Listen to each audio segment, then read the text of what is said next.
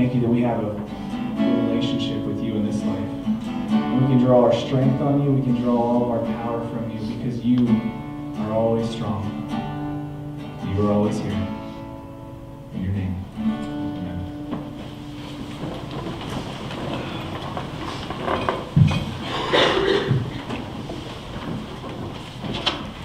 I'm going to invite you to open your Bibles to Luke chapter 3. We're starting a new series this morning, and you can already see the title of the series, Value of Money. And I didn't know, last night there was a great struggle for me because it just didn't seem, that's not what I want to talk about. And I got up early this morning as I normally do, and I was like, okay, God, I want to share something different. Then I was reminded of something. It happened back in October.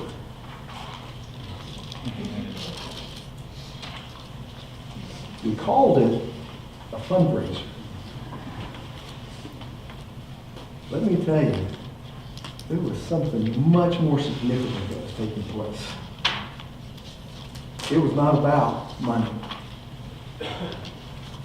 And that's really what the message is about today, is we've got to put money, and the series is going to be about putting money in proper perspective. And as I thought about those things, I just feel like God was leading me to continue with this series because we do need it.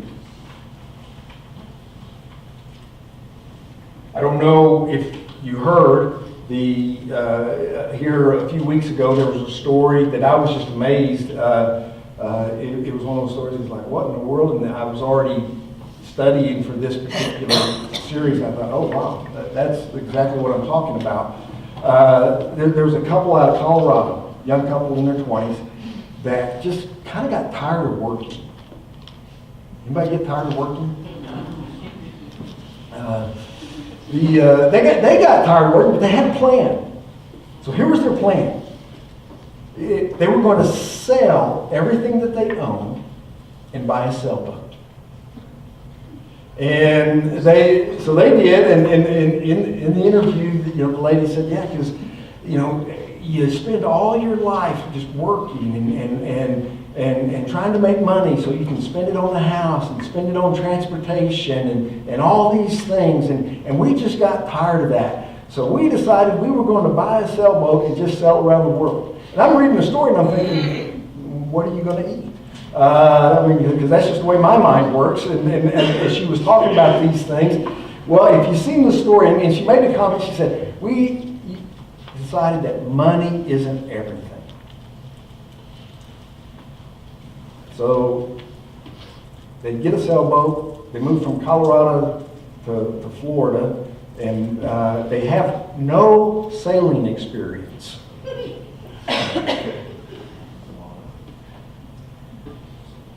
Day one, I think, went okay. Day two, the boat capsized. They lost everything. They survived, and their dog survived, but they lost everything. So they started a GoFundMe page. And I'm reading, I'm like, wait a minute. I thought money wasn't everything. Yes, but if you got a boat that's upside down in the water and it costs $10,000 to get it out, suddenly money becomes something. And her words, we're begging for people to help us accomplish our dream. Wow.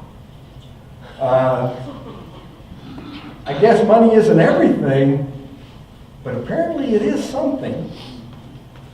And isn't that true in life? We all need, I say we need, and maybe that is the way we feel about it, and you have a certain value that you place on money, but even if you say, you know what, money isn't everything, you still get drawn back to at some point, yeah, but I sure do need it right now. It comes in handy when you need it. If you got a boat upside down in the water, money really comes in handy. Of course, the other thing, because I was doing some more research this week just to see if there's any updates, they've got over $16,000 already given to them in their GoFundMe account. And it's like, they may be onto something there. I want to buy a sailboat. Anybody here interested in helping me live out my dream?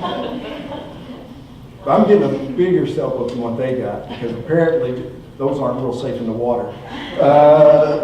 But the reality is, it is a part of life. We struggle in life sometimes finding the right value to place on our money.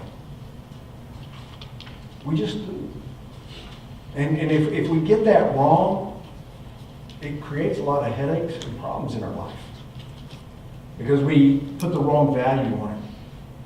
It's interesting because if you go to Cambodia and their currency is the real, and if you want to feel important, go over to Cambodia. The first trip over there, that first trip, Philip was very excited.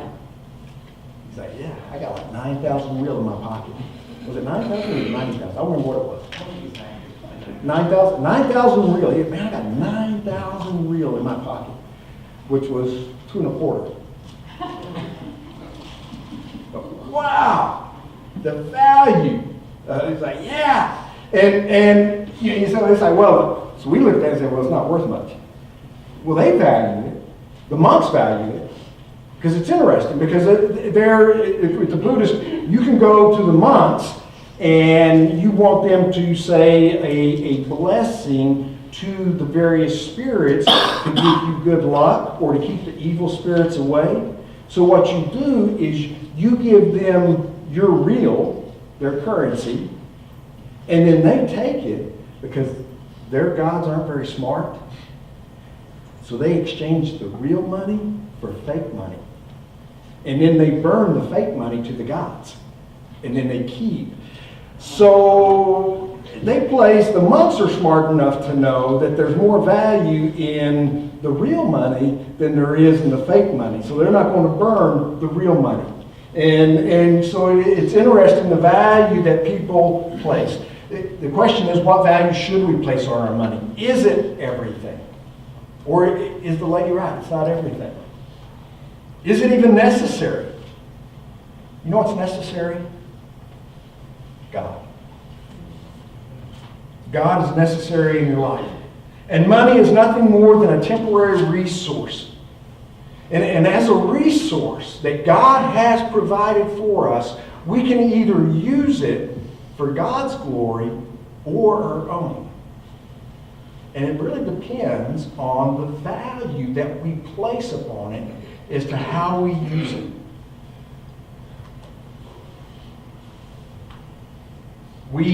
No matter who you are, you cannot separate your faith from your finances.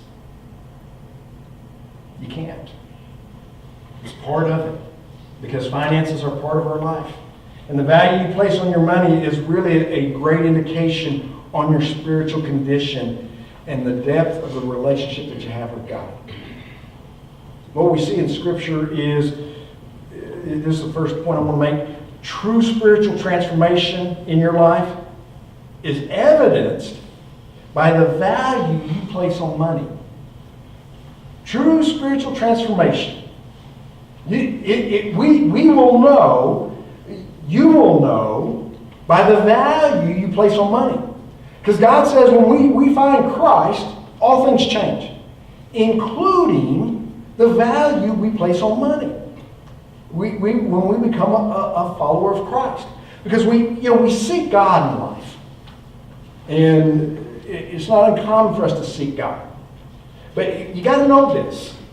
When you find Him, and if you honestly seek Him, you will find Him. He's going to challenge you on your thinking about your finances and the value you place on money. And when you think about that, we connect almost every trial that we have in life, almost every obstacle that we have in life, almost every challenge that we have in life. Money either is the biggest part of the challenge or it becomes a part of the challenge. And we have to think about it. What's it going to cost in this challenge? How much money do I need in this challenge? And it plays a role in all these things. And unfortunately, sometimes we look to money as the solution. And the solution is found in God. It's not found in money. That's the reason when John the Baptist was preaching, and this is what we're going to see in Luke chapter 3, John the Baptist is preaching, and multitudes of people were coming out to hear what this crazy preacher out in the country is preaching about. And many of them truly want to know that there's something different. Because they really feel like their society wasn't working and there had to be more to life. Not more money, but there had to be more to life. That life wasn't giving them what they were looking for. So they come out and they're honestly seeking Him. And in verse 10, the crowds asked John the Baptist, "What then shall we do?" And he answered them, "Whoever has 2 tunics is to share with him who has none. And whoever has food is to do likewise." So the first thing he tells the crowds, just the people in the crowd, is you are coming seeking the Messiah. And I'm telling you that the Messiah is coming. And they're like, what should we do? Change your attitude about your finances. Change your attitude about the things that you own. And the things that God has blessed you with. Use that to be a blessing to others. And then the tax collectors. The tax collectors who are also there. They come to be baptized and said to him, "Teacher, what shall we do?" And he said to them, "Collect no more than you are authorized to do." He tells the tax collector, "Look, you've been dishonest. You've been living a life that is about get, and get more money, more money, more money, even at the expense of others. And life isn't about money." Then the soldiers, the Roman soldiers also there. The soldiers kind of have to be there. I expect some of them may have wanted to be there, but some of them, because you got crowds gathering, so the authorities are going okay, we need soldiers to go out there and see what's going on. And the soldiers are seeing firsthand what's going on, and God is speaking to them. And they ask, "What shall we do?" And he said to them, "Do not extort money from anyone by threats or by false accusation, and be content with your wages."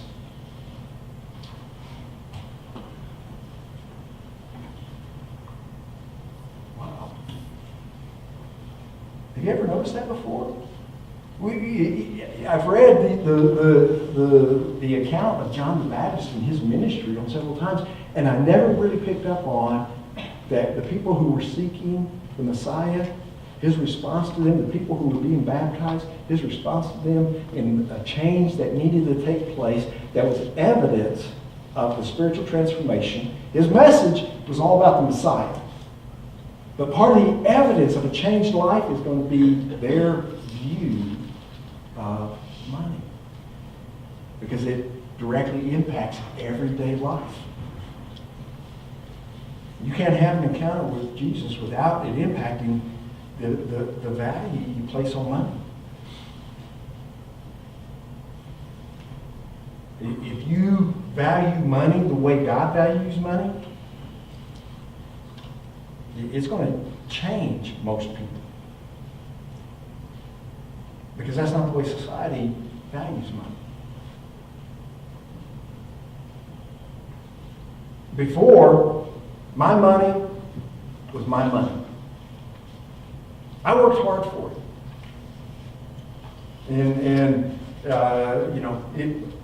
My attitude was, it was made by me, for me. That's what my money was. It was made by me, for me. For my desires, for what I wanted to accomplish in life. But after an encounter with Jesus Christ, not immediately, but as I grew, I started realizing, you know what? All this has been given to me. The ability to work and the blessing of the paycheck is given to me by God for Him. For me to glorify Him. We'll see this as we go through here. It's not just the 10% that's for Him. All of it that He has given you is for Him. For His honor and His glory. That's the change. Everything I have is for His honor and His glory.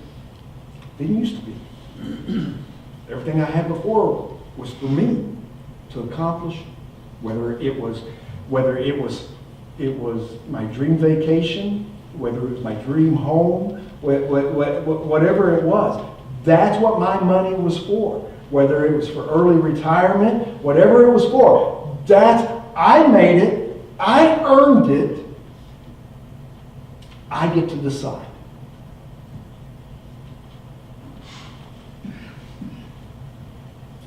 But things change when we've had this spiritual transformation.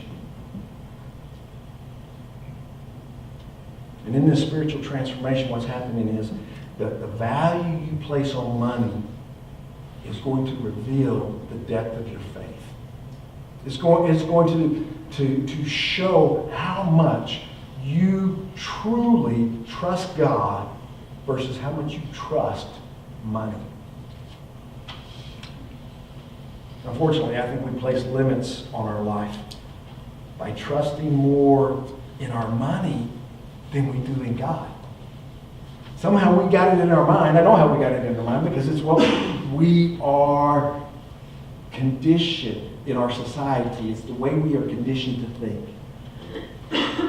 That money is how we accomplish all of our dreams. It's how we add purpose to our life. It's how we find happiness. And it is the best pursuit in life.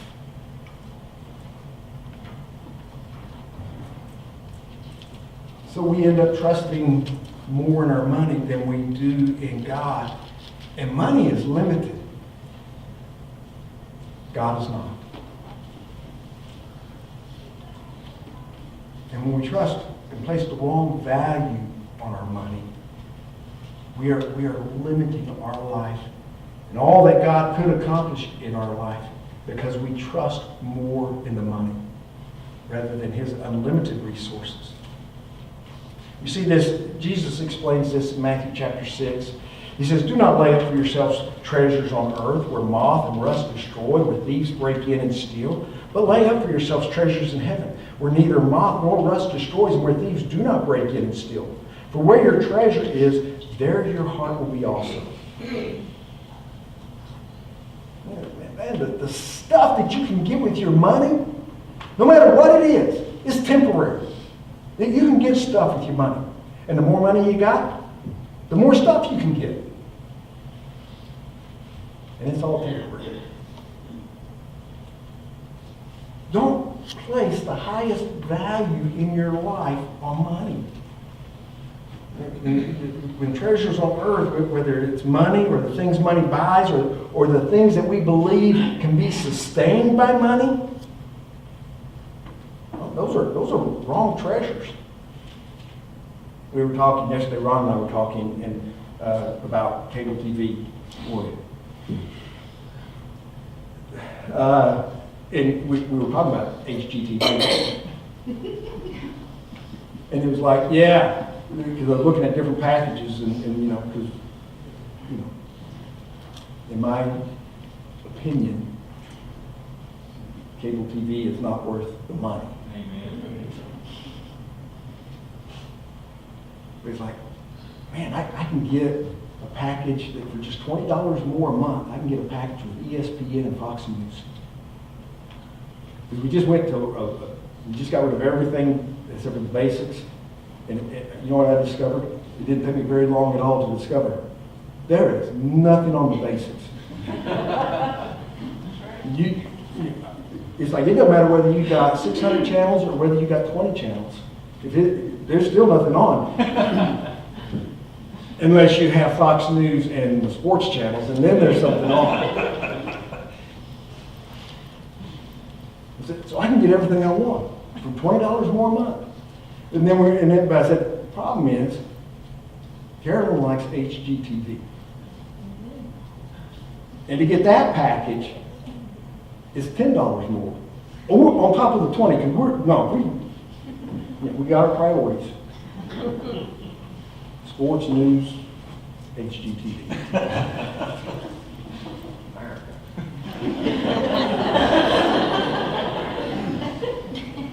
So I was like, wait. I told Lon, I said, I just don't know that HGTV is worth $10 a month. Oh, yeah. Wrong. But then I said, my relationship with Carolyn is worth $10. You did.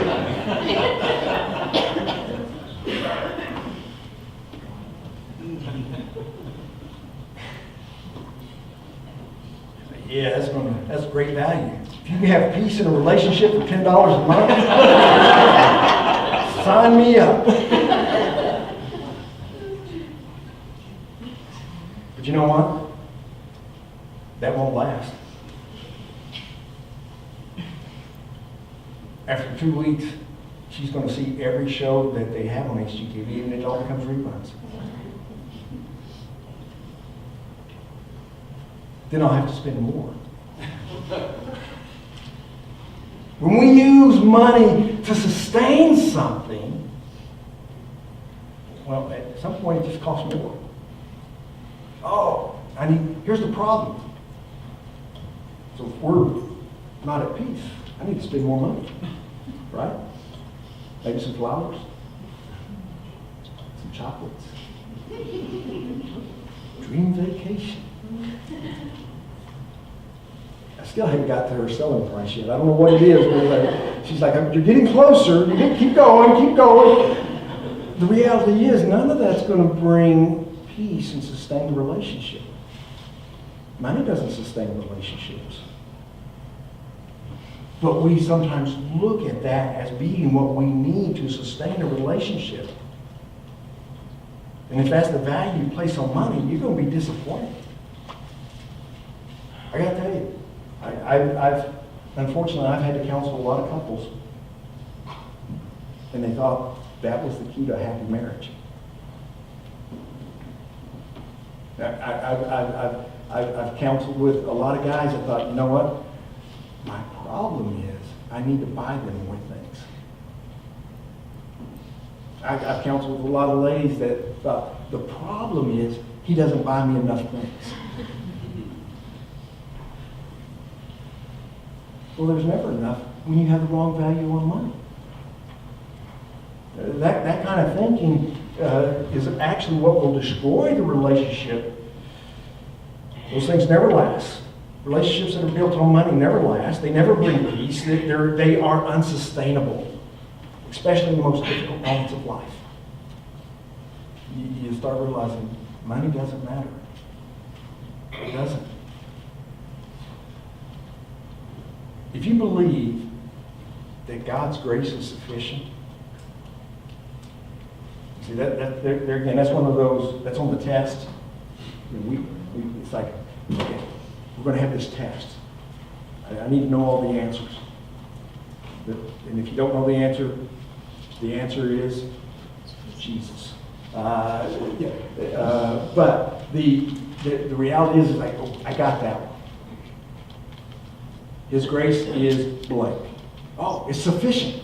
Yeah, it's sufficient. That's it. Okay, but if you really know that, and you really believe that God's grace is sufficient, it also requires you then to also believe that money is insufficient.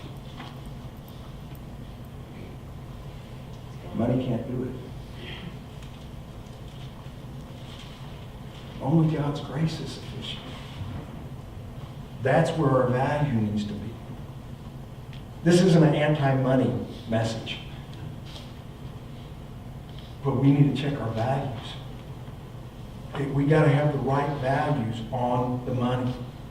When Jesus was at a synagogue and he witnessed firsthand the difference between people who knew really how to trust him and the people who trusted in their money. It tells us in Mark chapter 12, he says, he sat down opposite the treasury and watched the people putting money into the offering box. And many rich people put in large sums. And a poor widow came and put in 2 small copper coins which make a penny. And he called his disciples to him, and he said to them, "Truly I say to you, this poor widow has put in more than all those who are contributing to the offering box. For they all contributed out of their abundance, but she, out of her poverty, has put in everything that she had, all that she had to live on."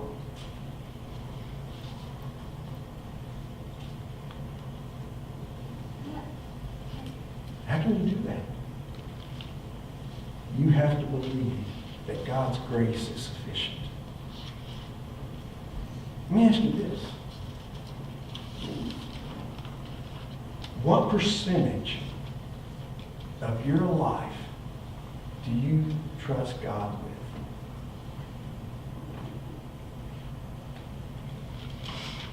Oh, 10%. That's what the Bible says.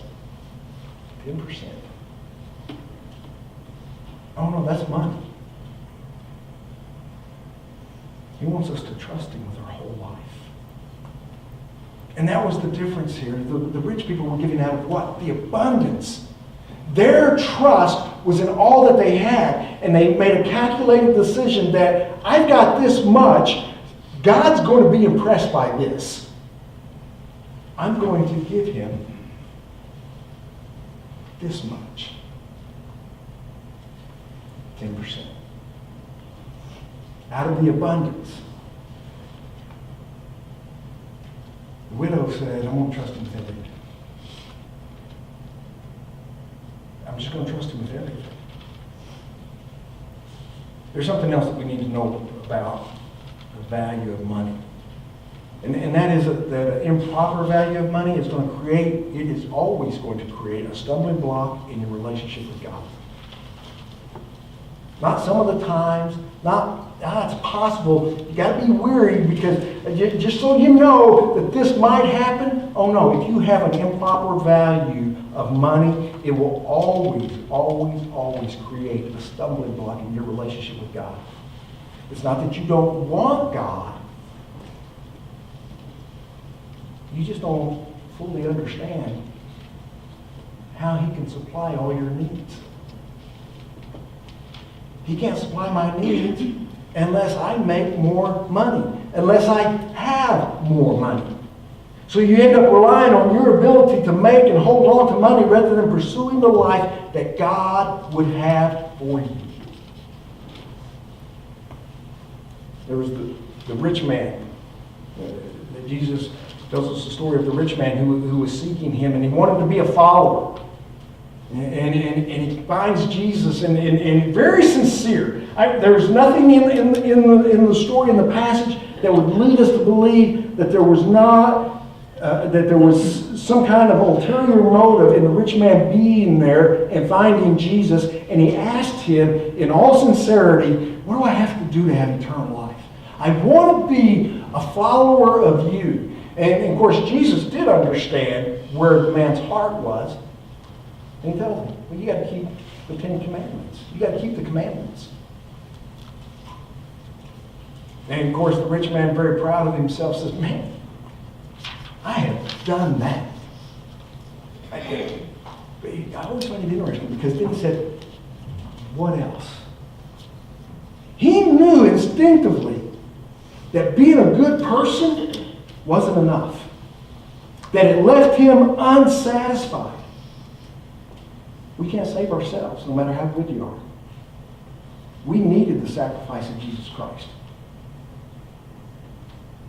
We need to, which requires us then to surrender to him.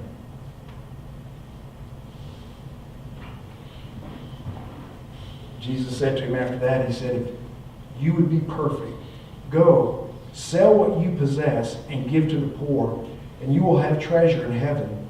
Come and follow me. When the young man heard this, he went away sorrowful, for he had great possessions. He had placed such a high value on his money that he walked away from the one person that could give him everything.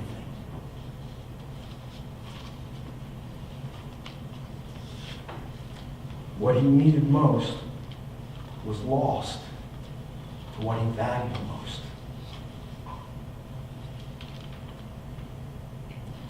Some people love the Lord and they do value a relationship with Him,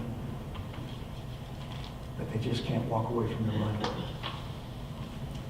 They just can't walk away from their possessions. So they walk away from God. Because you can't serve God and money. You have to make a choice. So it is always a stumbling block in your relationship with God if you place the wrong value on your money. So it has this direct impact. The value you place on your money has this direct impact on your relationship with God. But you know what also has a direct impact on your relationship with others? A proper value of money is going to cause you to value people differently. Because money, it allows me to do what I want. It gives me the opportunity to accomplish what I want to accomplish. And the reality is sometimes people stand in our way to accomplish the things that we want to accomplish.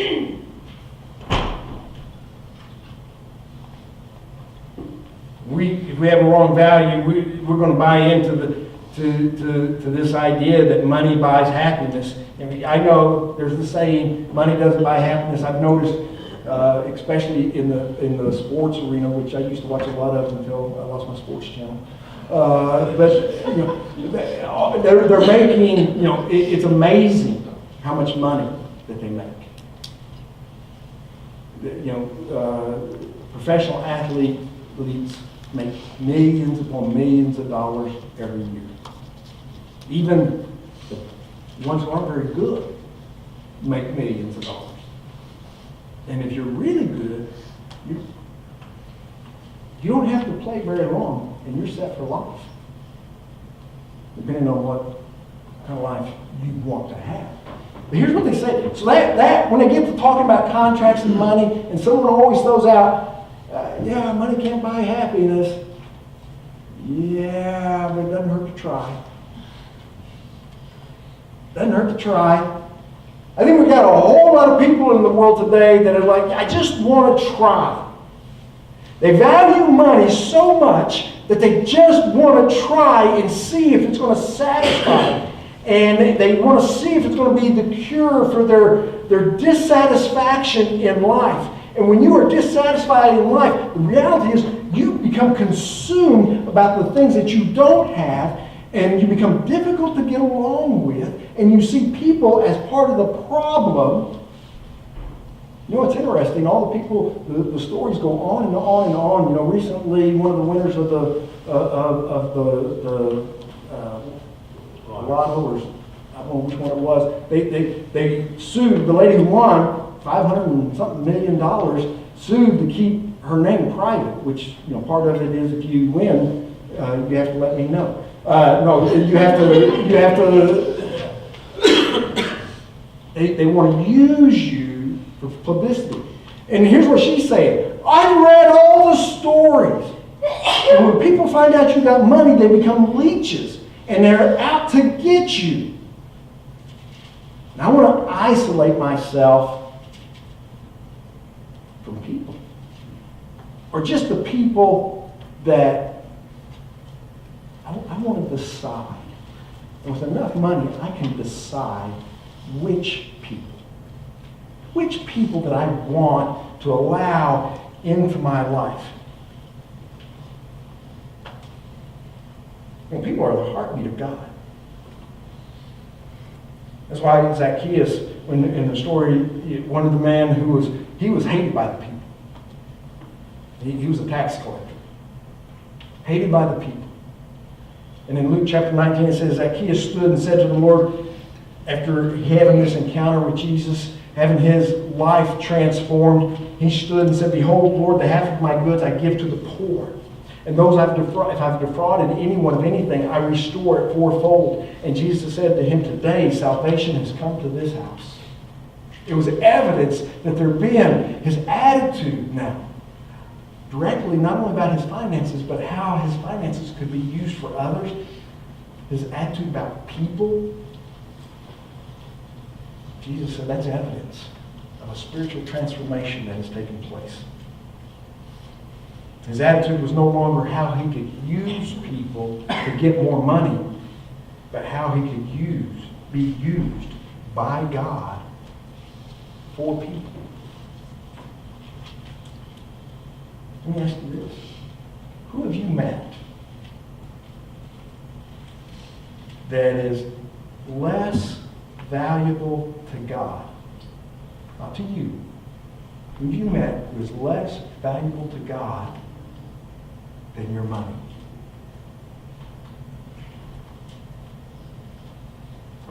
Some of you are thinking really hard. The answer is no one. No one. But we make our excuses, we make our exceptions, and it's easy to justify the value that we place on money. And the reality is, when you have a message like this, there's always people who want to say, yeah, I agree with you, Pastor. However, but in my circumstances,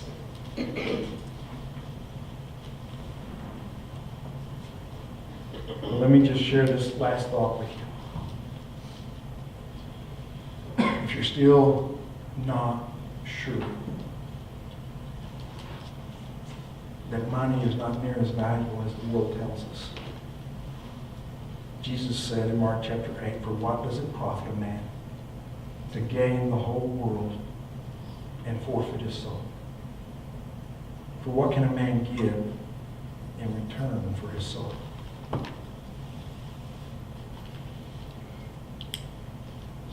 Don't place the wrong value on the blessings that God has given you, the financial blessings that God has given you.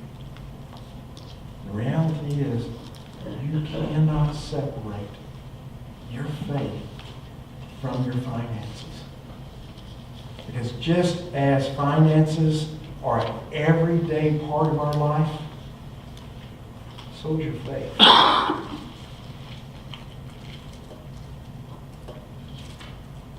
How strong is your faith? I'm going to ask you to stand with your head bowed now. It's closed. Our services will close.